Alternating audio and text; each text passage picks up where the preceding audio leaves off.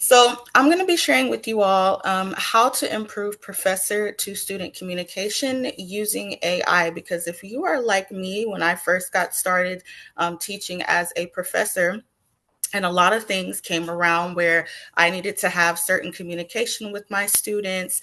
It can sometimes become a very daunting task, especially when you have many students. And so my objective today is to help you to not only how to improve your communication, but also to do so at scale. So, a few things that we're going to talk about is we're going to talk about emails, how to ensure they're personalized to be able to foster connection with your students. And also, we're going to be talking about how to provide those clear instructions for what students need to do in order to maximize their student learning experience. Because sometimes students do have a lot of questions about what exactly is it that I need to do in this course or on this particular assignment. And then we're also going to discuss how we can use AI to be more descriptive with our course content and how we can enrich those experiences as well. I'm also going to show you a key format that I use whenever I am trying to utilize AI in order to have more effective prompts to be able to get what I need in order to properly communicate to the students. Then I'm also going to give you a brief live demo so that you can see how these prompts work at hand. Okay, so the very first thing that we must understand when we are trying to utilize AI with our students in our communication is that we need to know that it's a partner in communication. It's not to replace it. I think one of the fears around AI is it's just going to replace everything we do, but really it's meant to be an enhancement to help us to do what we need to do. And so, the two things that I want you to take away from this is that it's going to amplify your connection. It's also not just going to automate it away. I think we all have experienced where we've been users of people using AI bots or things like that, and we may feel like it may not provide that personal experience. But today, in my examples, I'm going to show you just how and how that amplifies the connection rather than just automates everything and puts everything to the side. Then you're also going to learn how to work smarter. It's important for AI because it's going to help free up your time for when you're going to have deeper engagement with those students. So you're not spending so much time doing things that maybe you should spend less time on when you should be spending more time having deeper engagement with your students. So first, let's look at some emails. So the challenge here is that especially when you have a lot of students, I know that some of you might even teach at large universities where you get large students at a time. You're going to experience some very time-consuming personalization. Sometimes you have a lot of students, maybe hundreds of students emailing you every so often, and you want to ensure that the students feel seen. And sometimes that's a little difficult when there's so many of them. But the solution with AI is that you can draft empathetic, tailored messages at scale. And one of the ways that you can do that is on specific situations. For example, if you want to ensure that a student knows that they are supported, here's one way that you can do that. So I want to give you all an example here. Now, notice on the left side just how general this is. It says check in, the subject is check in. And the brief email is, "Hi, Janelle, just checking in. Let me know if you still need help on today's assignment." Well, it's great that we checked in, but it doesn't really give that empathy or that support that they're looking for, especially if they have really specific questions around an assignment. So, what AI can help enhance, especially if this is something that you have to do with many students who have voiced that they need help with an assignment, you can say, I noticed that your submission, I noticed your submission for assignment 4. It's completely normal to encounter challenges. Your effort and dedication are what truly matter, and I'm here to support you. That definitely sounds more empathetic. It's very specific. It talks about what assignment it is, and it shows that your support is concrete, instead of just saying that, maybe you may be able to help them by just saying, let me know if you need help. This is stating that you're here to support them specifically on that specific assignment. Now, of course, that sounds simple and obvious for us. We want to ensure that our students know that they're supported, but AI can help you do this at scale, as I mentioned, especially if you have multiple students at a time who are needing to know what help they can get on their assignment. And in our demonstration, I'll show you how you can do that.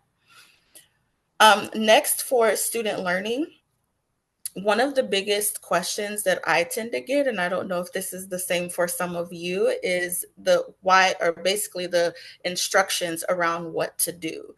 Sometimes assignments can be confusing to students, and sometimes they just need more repetitive clarification. And what this will help you do is to refine that language to ensure that they not only understand what to do, but also what you mean by what to do. You also want to ensure that it's a good flow so that they know what to do step by step, so that step one and then step two follows step one and step three follows step two clearly. And then you also want to anticipate any questions, because sometimes with assignment instructions, there tends to be common questions that students have. And when you use AI to do this, this will be very helpful to you. So I'm not sure how you can see this, but I wanted to give for this example a really, really good one that was in depth so that you can see exactly how this works. But obviously, on the left side, we want to include more than this. Write a 5-page paper on a topic and include a bibliography, and it's going to be due next month. Okay, so obviously we know that's not going to give them the right amount of details to do, but with our AI enhanced format on the right side, you can see that not only does it have the assignment. Now, this is actually an AI generated template. And I want to give you the difference between the template and then the actual format. So the template is when it has things like course name, where all the things that you can go in and fill in. You can also tell it to put in certain items so that you don't have this template print out. But if you would like to have this as a template, especially if it's for multiple sections for this assignment, some of you might teach more than one section of the same course, then you can do that. And you can also just change the course name and the course section so that it matches appropriately. Um, but you can see that on the AI enhanced side, it gives the assignment name, the objective of the assignment, the requirements that they're going to do, and then it also gives what topic that they need to ensure that they include, the research that they're going to do, the structure, and how to submit. How to submit is actually one of the biggest questions I still get, even though in the original portion of the class or beginning of the portion of the class, I've said every assignment's due on Canvas.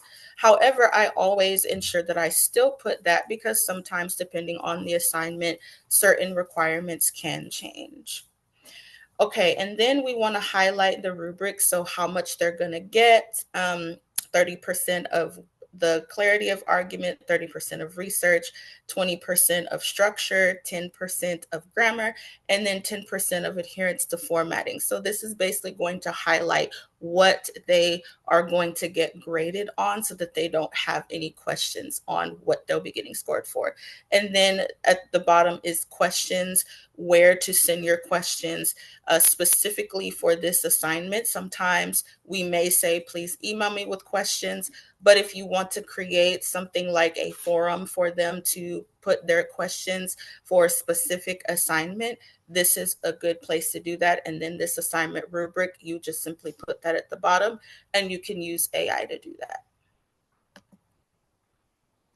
The last part that I'm going to discuss with you is the course content.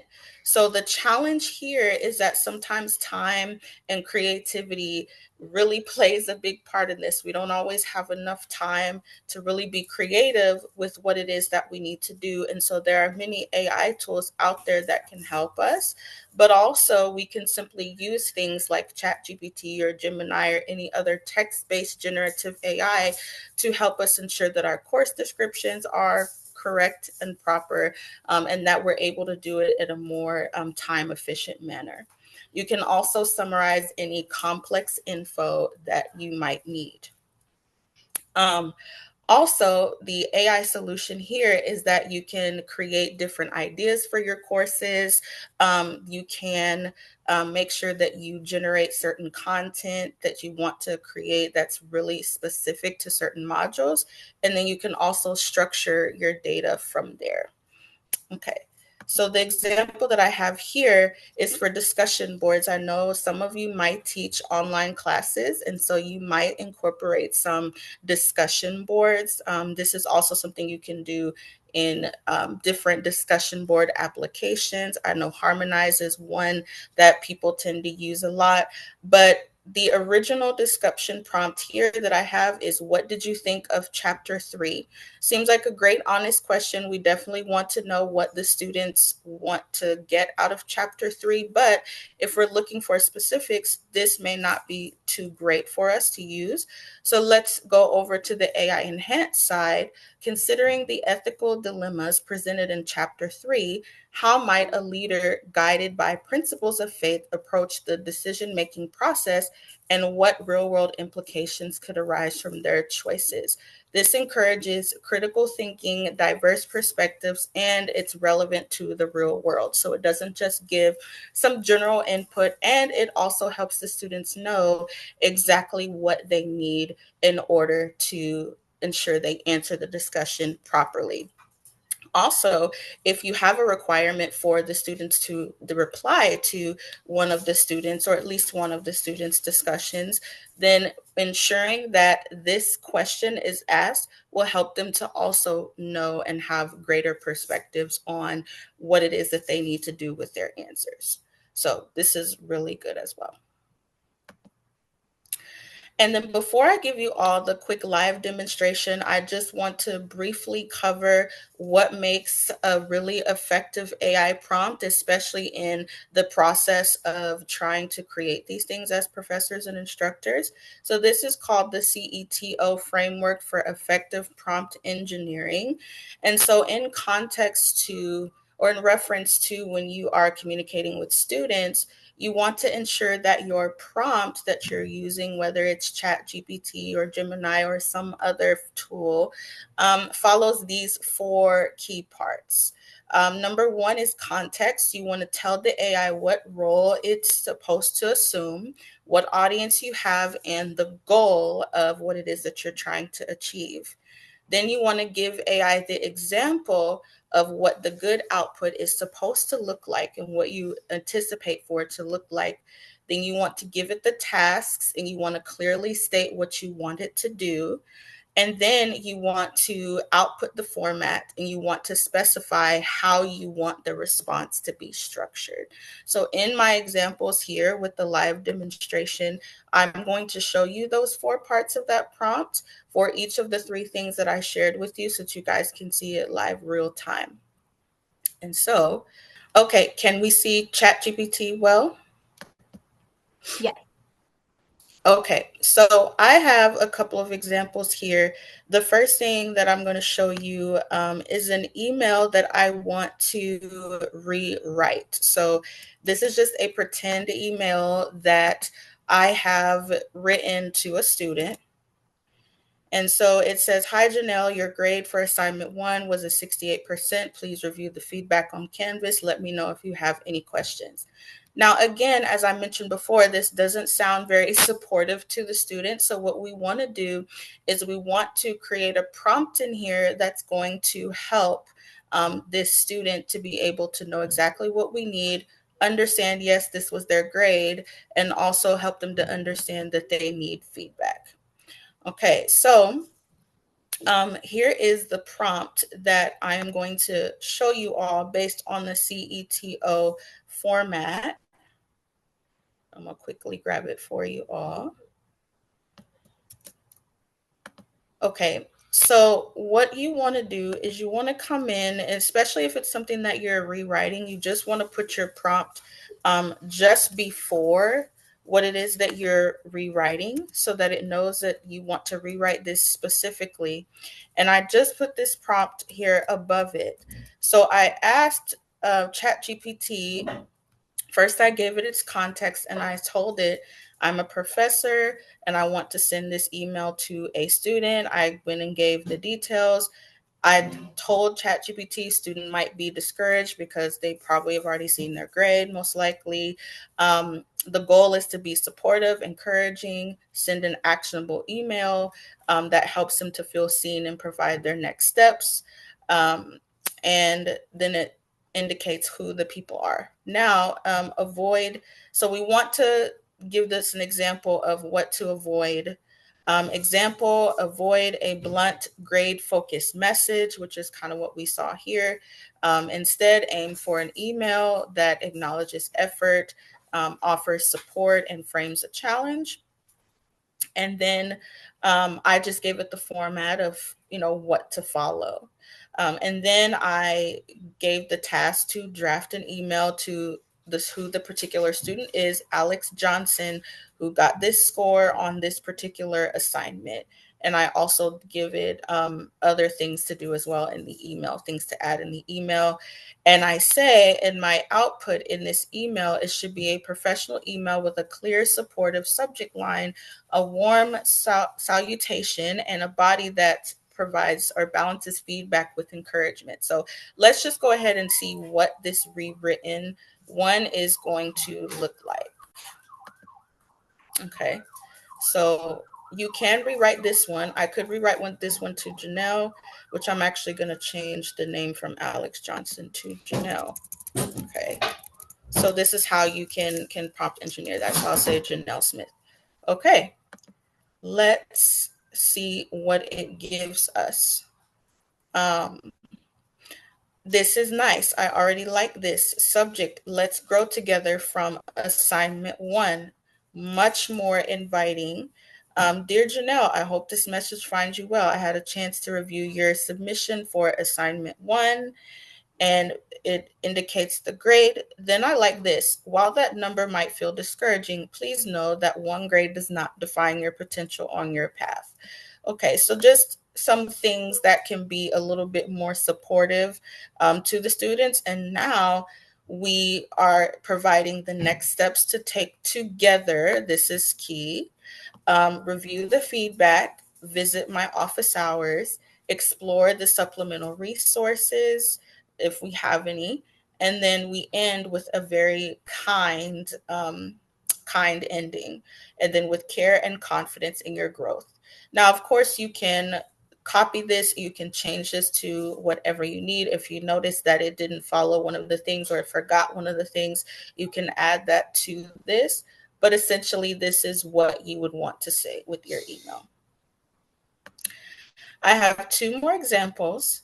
One is now an online quiz. So I am going to give you one for my area is computer science. And so I'm going to now show you all a prompt for a computer science quiz that I would like the AI to create. And so this is going to fall under the assignment rubrics for the students to be able to follow my quiz assignment. So this prompt also follows CTO. It says I'm a university computer science professor trying to give detailed instructions for a quiz for C++, conditional statements, if, else, and switch. It says do what not to do, avoid generic instructions like quiz, conditional statements, questions, and so forth. So basically saying avoid generic instructions, give it the task of what it actually needs to include, generate a comprehensive set of instructions for an online C++ programming quiz on conditional statements, include the following sections and details. Just like I showed in the brief, the other example on the PowerPoint, the objective structure, time and attempts, how long they get to pursue this quiz or how many times they can take it. And if they have any need for resources or things like academic integrity, where they can find that at, providing tips for them and so forth, how to submit, etc., and where to go if they need help. Then it says, I want ChatGPT to give me a well structured document using clear headings and bullet points suitable for direct posting in an online learning management system. Or I could also extend that to say suitable for a paper printout by PDF. So let's see what it gives me. This is nice. Okay, so objective. This quiz is designed to assess your understanding of conditional logic in C++, including all of these things. Then it gives the quiz structure. It wants us to answer 3 multiple choice questions, 2 short answer questions, and 1 coding problem. Okay, that seems pretty logical for what it is that I do. And it says for them to create a menu driven program that takes the user input and prints a corresponding message, including error handling for invalid input. So just explaining what it is they need to do and how long they're going to get to take it. They have 2 attempts. Their highest score will count, and all of the resources that would be involved, academic integrity, things that are not allowed and allowed, which is very imperative for computer science. And then it gives an academic integrity reminder and gives them tips for success and how it's going to grade and if they need any help. So this is pretty good as well. One thing before I go on to the final example, um, if you have a particular quiz that you would like it to rewrite, you can simply copy and paste that quiz just like I did with the email, that quiz copy, and then it will also give you the new one as well based on the one that you provided that was old that you want rewritten. Okay. This last one is going to be a prompt for data, sample data for that you want students to be able to use for a database assignment. There are often times where I will provide external data for students to use in their spreadsheets, charts, and things like that that I want them to use for the purposes of the assignment. And so sometimes I will go to ChatGPT or Gemini and ask it to give me some reality like data for them to use just for the purposes of the assignment. So the context here, you're an expert database administrator and a data generator for academic purposes, and you are assisting a university professor in creating realistic sample data for a database development and design course. And it tells who it is, basically the students who are in the course, and the goal is for diverse and challenging data sets for student assignments without using any real personable identifiable information, which is key for school assignments. Then I give the example of what they're supposed to do and how the data should be structured. And then I also give the tasks for exactly what kind of database schema needs to be created, and then the output formats, provide the database schema and create table statements, which is usually standard for creating that type of data, insert to statements, and also create and insert statements, which those will be the statements that you can create tables and then you can insert data into those tables with. So then after that, now that I've given the output, let's see what it says, um, because it's going to give us a summary of key insights for students to remember as well. So let's see what it says at the bottom. Okay, so it went ahead and gave me the SQL version of what I could use because it's assuming that I have a certain database, whether that's like MySQL or Postgres, whatever it is that we use.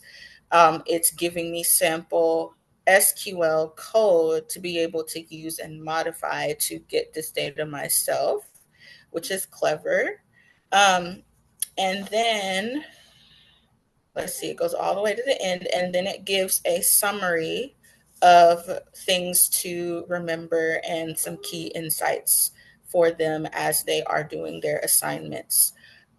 So if we want to have them do relational design practice, different types of analysis, problem solving, all of those things that it provides for them. So and it also gives some tips on sample queries that students could write in the database course, and also some advanced topics such as group by and aggregate functions, which would be great advanced topics for this in particular. So um, that is how you can utilize AI to improve professor-student communication on three very, very prominent examples.